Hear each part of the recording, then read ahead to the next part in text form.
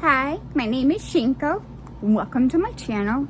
We have been attempting to escape the horrors of real life with the Warriors, Fire and Ice. The second book in the series. I've already read the first one. If you like cats in general and you're just interested in a new story, maybe you could check out my previous videos. Finish the first book, about halfway through the second. Before we get started where we were at, I've brought this up before, but I thought I would bring it up again. The Warrior series isn't just books. While most of it is books, absolutely, like real chapter books. They have a manga, too. The manga isn't of the books. The manga actually adds other stuff. More details on different characters, or more details on maybe different adventures that popped up in the story but you didn't get to read necessarily. Like this one, for example, is the Rise of Scourge, which is another cat that we'll come across in the Warrior series soon. It's a little small kitten, how he gains power in two-leg place.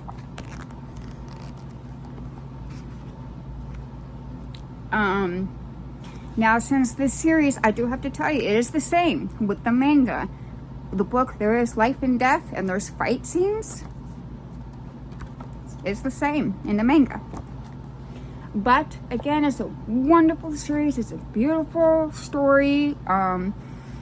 Especially if you're bored and you have a lot of free time. There's over 20 books total in all of this. So there's a lot of material to get digging into. Okay. We left off starting chapter 14. We went a little bit. We had just come across and found out where Graystripe has been going this entire time and why his cold hasn't gone away. Graystripe has not been in camp. He's been breaking the warrior code by visiting another clan cat. Fireheart, though, has been breaking the warrior code himself as well. He's been visiting his kitty pet sister. And now, do we even know if both cats are truly loyal to ThunderClan? I guess we'll find out.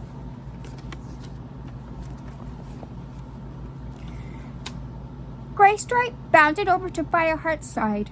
The two friends didn't speak as they raced out of RiverClan territory and back past Sunning Rocks. As they approached the camp, Graystripe slowed his pace. Fireheart slowed too. "You must stop seeing her," he panted. His panic had lessened now that they were well away from the RiverClan border, but he was still angry. "I can't," replied Graystripe hoarsely. He coughed, his sides heaving. "I don't understand," Fireheart meowed. "RiverClan is completely hostile to ThunderClan at the moment. You heard Leopard Fur after White Claw died." Fireheart winced, knowing that the reminder would be painful for his friend, but he couldn't stop now. "How do you even know you could trust this RiverClan cat?" "You don't know Silverstream," spat Graystripe. He stopped and sat down, his eyes glazed with pain. "And there's no need to remind me about White Claw. Do you think it's easy, knowing I'm responsible for the death of one of Silverstream's clanmates?" Fireheart snorted impatiently. White Claw was an enemy warrior, not a clanmate. But Graystripe went on. "Silverstream understands it was an accident. The gorge was no place for a battle. Any cat could have fallen there." Fireheart paced around him as Graystripe began to lick the scent of Silverstream from his fur. "It doesn't matter what Silverstream thinks. What about your loyalty to ThunderClan?" he demanded. "You're breaking the code by seeing her." Graystripe stopped washing. "You think I don't know that?" he hissed. "Do you doubt my loyalty to ThunderClan?" "What else can I think? You can't see her without lying to the clan. And what if we have a battle with RiverClan? Have you thought about that?" "You worry too much," Graystripe snapped. "It won't come to that. Now that Brokerstar is gone and WindClan is back, the clans will be at peace." "RiverClan doesn't seem to be acting very peacefully," Fireheart pointed out. You know they've been hunting on Sunning Rocks in our territory. They've been hunting on Sunning Rock since before I was kidded, scoffed Graystripe, twisting to wash the base of his tail. Fireheart carried on pacing. Graystripe just didn't seem to understand what he was doing. Okay, what if a river crab patrol catches you? Silverstream won't let that happen, answered Graystripe between long licks along his bushy tail. For StarClan's sake, aren't you even a bit worried? Fireheart burst out, exasperated. Graystripe stopped washing, and looked up at his friend. You don't get it, do you? StarClan must have planned this. Look, Silverstream wants to see me, even after what happened to Whiteclaw. We share the same thoughts. It's as if we were born into the same clan. Fireheart realized it was pointless to argue anymore. Come on, he meowed heavily. You better get back before you're missed again. Graystripe got to his paws. Side by side, he and Fireheart walked to the top of the ravine and looked down at the camp. Over and over, one thought echoed in Fireheart's mind. How could Graystripe love Crooked Star's daughter, but remain loyal to ThunderClan? He glanced at Graystripe, and they began to climb down the steep slope home. They crept back into the camp the same way Graystripe had left it. Fireheart held his breath as he squeezed through the boundary wall, angry with Graystripe for making him sneak around like this. His heart sank as they rounded the nursery to find Whitestorm approaching them.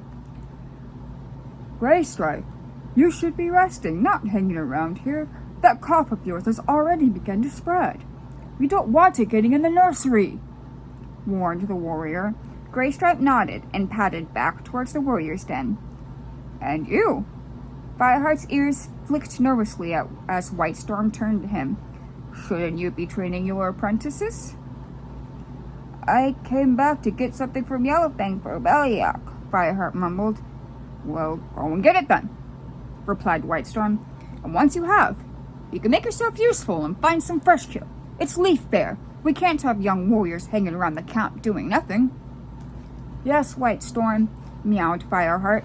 He turned away, relieved to escape any more questions, and ran towards Yellowfang's den. Yellowfang was busy mixing herbs. There were several heaps of leaves gathered in front of her. Fireheart stood and watched her for a moment without speaking. He felt sad, drained after the row with Graystripe. He couldn't help wishing it were Spotted Leaf here, mixing the herbs, instead of Yellowfang. Yellowfang glanced at him. My supplies are running low. I might need help to restock. Fireheart didn't reply. He was just wondering if he should confide his worries about Graystripe when she interrupted his thoughts. It looks like there's Whiteclaw in the camp, she growled, prodding impatiently at a dried leaf. 2 cases this morning. Swiftpaw? Asked Fireheart. The old medicine cat shook her head. Swiftpaw's just got a cold. It's Speckletail's kit and Patchpelt. Not serious at the moment, but we need to concentrate on getting the clan strong. Leaf Bear always brings the threat of green cough. Fireheart understood her concern. Green cough was a killer. Yellowfang looked up again. What do you want? Oh, nothing. Just a Bellyache. But it doesn't matter if you're busy. Bad? She meowed. No, Fireheart admitted, unable to meet her gaze. Then come back when it is. The medicine cat went back to her mixing. Fireheart turned to leave, but Yellowfang called him back. Make sure Graystripe stays in his den, will you? He's a strong young warrior. If he were resting, his cough would be better by now. Fireheart's tail twitched nervously. Had she guessed that Graystripe had been slipping out of the camp? He waited, his heart thudding, in case she was going to say more. But Yellowfang was frowning at the herbs again, so he padded quietly away.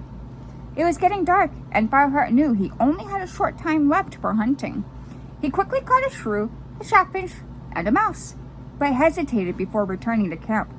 His fears for Graystripe felt more important than anything White Storm might say if he didn't add something to the fresh kill pile on time. Fireheart came to a decision. If Graystripe wouldn't listen to reason, maybe Silverstream would. He stashed his catch beneath a tree root and covered it with leaves. For the second time that day, he turned towards Sunning Rocks. The rain that had been threatening all day finally began to fall. It was drumming steadily on the bracken by the time Fireheart crept down the shadowy slope towards the river. Even in the rain, Silverstream's scent was easy to find. Fireheart followed the trail to the place where he had found Graystripe and Silverstream together, hyper alert. He padded under the shore. The dark water rushed past relentlessly, sending a shiver down Fireheart's spine. He had no desire to swim across. His fur did not have the oily protection from the water that the river clan cats had, and Leaf Bear was no season to get a soaking. Suddenly, Fireheart froze. He smelled River Clan warriors, Silverstream pushing her way through the trailing branches of a willow. He dropped to a crouch and looked across. Behind her came two of her clan, one of them a warrior with massive shoulders and a battle-torn ears. The warrior sniffed the air suspiciously and peered around. Fireheart heard the blood roaring in his ears. Had the warrior picked up his scent? Chapter 15. Very, very quietly, Fireheart backed into the bracken. The River Clan warrior had stopped smelling the air, but he was still looking around. Fireheart turned, still crouching, and began to creep away. He heard a small splash behind him. A cat had slipped into the river. Fireheart glanced over his shoulder, his heart pounding. Through the bracken, he could see a silver head bobbing towards him. Silverstream! But where were the other two cats? He circled cautiously, tasting the air with an open mouth. No scent of them nearby. They must have moved on. He looked back at Silverstream, swimming determinedly across the river. For a moment, Fireheart wondered if this was a trap. Wondered if he should run. But his concern about Graystripe made him stay. The silver tabby climbed under the bank and hissed quietly. Fireheart, I know you're there. I can smell you. It's okay. Stonefur and Shadepaw have gone. Fireheart didn't move. Fireheart, I wouldn't let anything happen to Graystripe's closest friend. She sounded impatient. Believe me, for StarClan's sake. Fireheart crept slowly from his hiding place. Silverstream stared at him, her tail twitching. What are you doing here? I was looking for you, he whispered, painfully aware he was in enemy territory. Silverstream flicked her ears in alarm. Is Graystripe okay? Has his cough gotten worse? Fireheart was irritated by her concern. He didn't want to know how much this she-cat cared for his best friend. He's fine, he growled, his caution swept away by anger. But he won't be if he carries on meeting with you. Silverstream bristled. I wouldn't let anything bad happen to Graystripe. Oh, really? Fireheart snorted. What could you do to protect him? I am a clan leader's daughter, meowed Silverstream. Does that give you the power to control your father's warriors? You're hardly more than an apprentice. Like you? She hissed indignantly. Yes, that's true, Fireheart admitted, and that's why I'm not sure I could protect Graystripe from the anger of his own clan, or yours, if they find out you're seeing each other. Silverstream tried to glare at him, but her eyes were clouded with emotion. I can't stop seeing him, she meowed, her voice softened to a whisper. I love him. But the tension between our clans is bad enough already. Fireheart was too angry to feel any sympathy. We know River Clan is hunting in our territory. The defiant gleam returned to Silverstream's eyes. If ThunderClan understood why, they wouldn't begrudge what we catch there. Why? Fireheart flashed back at her. My clan is hungry. Our kids cry because their mothers have no milk. The elders are dying for a lack of decent prey. Fireheart stared, taken aback. "But you've got the river," he protested. Every cat knew that River Clan enjoyed the best hunting of all, fish from the river, as well as woodland prey in the fields beyond. "It's not enough. Two legs have taken over our territory downstream. They built a camp there, all greenleaf, and stayed as long as the fish were plentiful. By the time they went, the fishing was scarce. And the damage they've done to the forest means that even woodland prey is harder to find." Fireheart felt a pang of pity in spite of his anger. He could guess how serious this must be for River Clan. They were used to their rich diet of fish and grew fat on it every green leaf so that they could endure the harsh wounds of Leaf Bear. He stared at the she-cat with new eyes. She wasn't slim, he realized. She was skinny. As her wet coat clung to her, he could see her ribs. Suddenly he understood Crooked Star's hostility to Blue Star's plan at the gathering. "That's why you didn't want Wind Clan to come home." "Rabbits run on the moorland all year round," Silverstream explained. "They were our only hope for making it through Leaf Bear without losing kits." She shook her head slowly before lifting her gaze back to Fireheart. "Does Graystripe know all this?" he asked. Silverstream nodded. Fireheart looked at her, perplexed for a moment. But he couldn't let these feelings get in the way of the warrior code, and neither could his friend. "Whatever problems your clan has, you still have to stop seeing Graystripe." "No," answered Silverstream, lifting her chin. Her eyes flashed. "How can our love do any harm?" Fireheart returned her stare. Another shiver ran down his back as the cold rain seeped through his thick pelt. Suddenly, Silverstream hissed, making Fireheart jump. "You must leave. The patrol is coming." Fireheart heard a faint rustle on the other side of the river. It would be pointless and dangerous to stay any longer. The rustling noise was growing closer. Without saying goodbye, he bounded back into the wet bracken and headed home. He raced back towards the stash of fresh kale he'd left beneath the oak tree. Halfway home, the scent of a fresh two-leg trail stopped him in his tracks, reminding him of Princess. He wondered whether there was time to follow the trail back to Two-Leg Place. He wanted to know if she had kidded yet, but Princess would probably be safely tucked up in her two-leg nest by now. And the clan needed fresh kale. With an uneasy twinge, Fireheart realized that Graystripe wasn't the only cat with divided loyalties. Rain began to drip from the end of his whiskers. He shook the drops away and bounded on towards the horde of fresh kale. His horde of fresh kale. The camp was silent by the time he arrived, the cats sheltering in their dens. Fireheart crossed the muddy clearing and dropped his catch on the pile. Taking a piece for himself, he trotted toward the warrior's den. There was no way he was eating outside tonight. He pushed his head inside the den. Graystripe was dozing, to Fireheart's relief. He might actually get better if he wasn't charging through the forest looking for Silverstream. "Yellowfang hasn't taken any fresh kill yet." White Storm's meow sounded from the shadows. "She's been too busy. I think she would appreciate the mouse you're carrying." Fireheart nodded and backed out again. If Yellowfang was too busy to fetch food, it must mean the sickness in the camp was getting worse. Fireheart raced across the clearing, stopping only to pick up another mouse before hurrying through the fern tunnel. A tabby kit lay in a nest of moss in the bracken at the edge of the clearing. Yellowfang crouched beside it, trying to persuade it to eat some herbs. The kit snuffled pitifully, blinking up at her with streaming eyes and nose.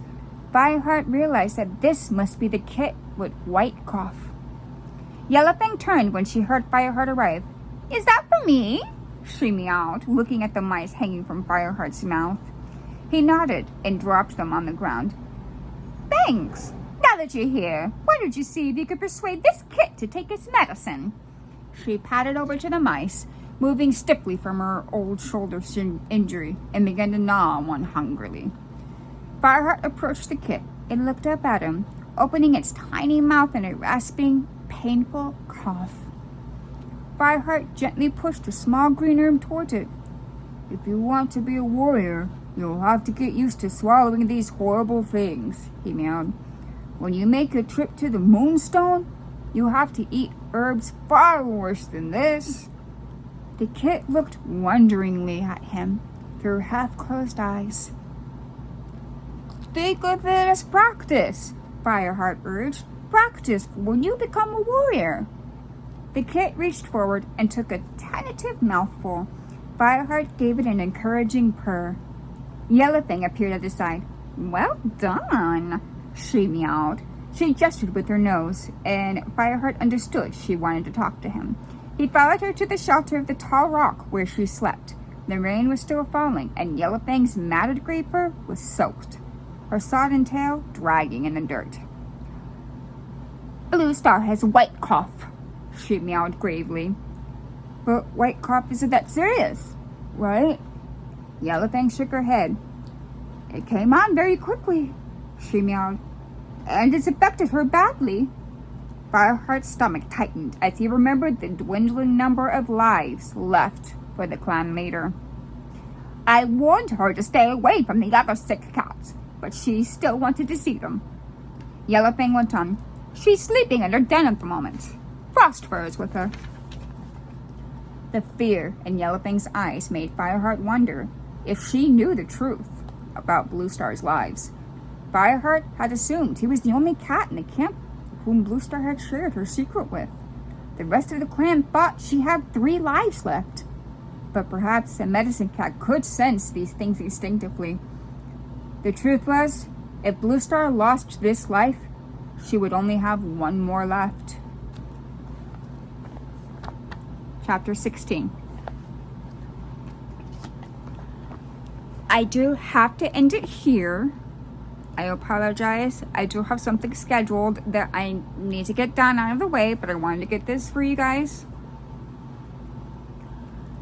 So, Blue Star is sick with white cough. And if this is the first time you're most likely hearing of white cough and green cough.